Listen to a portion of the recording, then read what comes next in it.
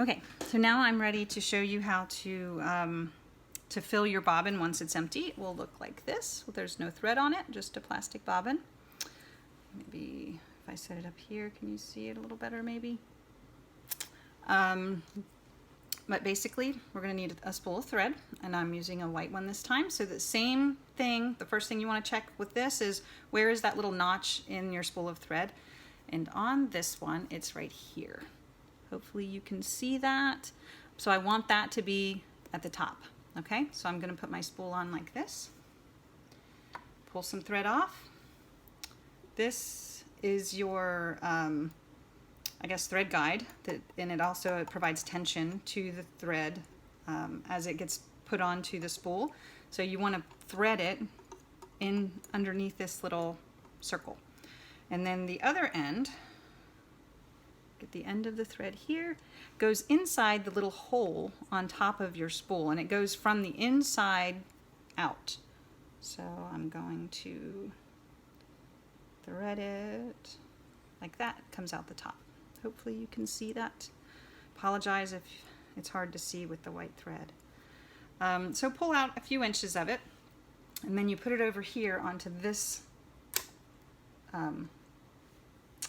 spindle that's sticking up, that's specifically for threading the machine. And then you click this tab towards it, and that controls how full your spool gets. The other thing is over on this side of the machine, and I'm sorry if this is a little bit awkward, but let me come over here.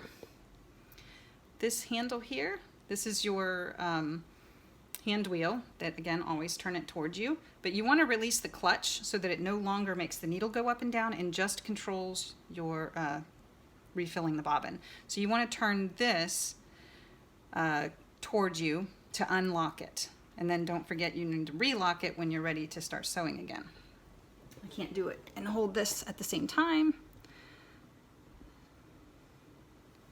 So I'm going to come over here and turn it toward me to unlock it. And then I'm going to use the foot pedal at the bottom while I'm holding this string. If you don't hold it, it'll just fly out and not work. And then until there's a little bit of tension on there, see, I'm going to hold it, but then once, this one does seem to be tricky. It keeps coming out right here. So I'm trying to do this, and you're not going to be able to see it. So hold the string, there we go. That's working. And it'll automatically refill the bobbin.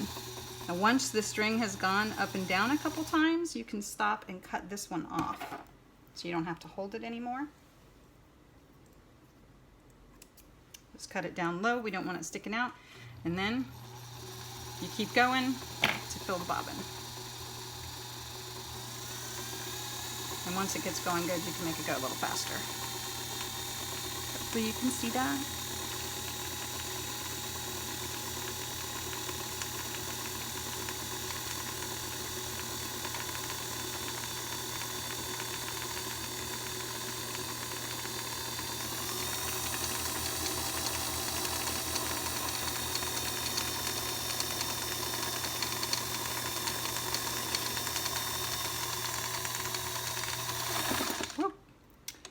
There is something touchy about this machine where it won't stay unlocked with the clutch, but let me, whoops, that made it come out.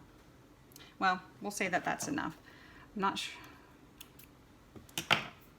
not sure why it's doing that, but I was watching the needle and I saw it start going up and down, and I tried to adjust it, and it just made it worse. So it's something that you just kind of have to play with to try to figure out. It doesn't hurt anything if the needle goes up and down while this is going. It's just not a good idea. So, so again, now I've got that cut. We can pull this away, and this does have a kind of control mechanism in it to where once your bobbin is completely full, it will stop the bobbin from turning, and you're done. So in this case, I stopped it early, but now you can just lift up, and now you have thread on your bobbin.